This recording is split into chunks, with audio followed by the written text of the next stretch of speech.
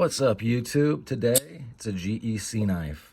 It's a 93 from 2019.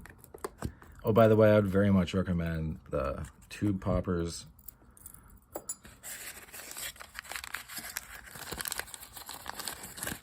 There we go. Look at that.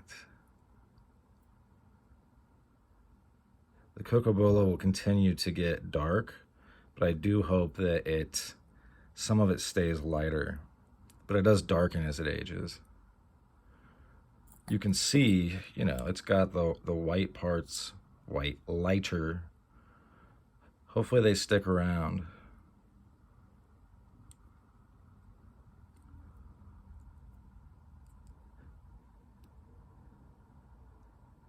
I don't think there are any gaps. Oops.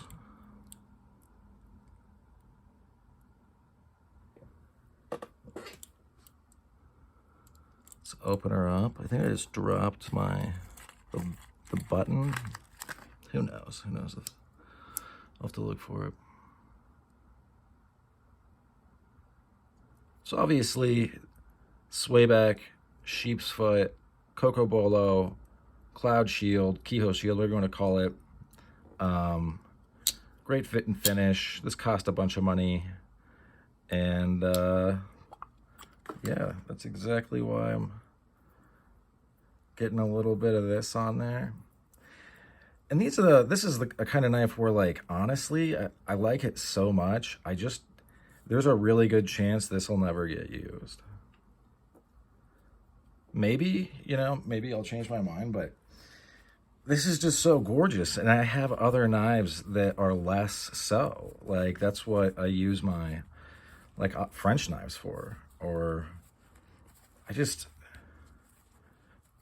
GECs I carry, but when it gets to, like, one of these guys, say a 47 and Desert Ironwood, I don't think you're going to see me using those.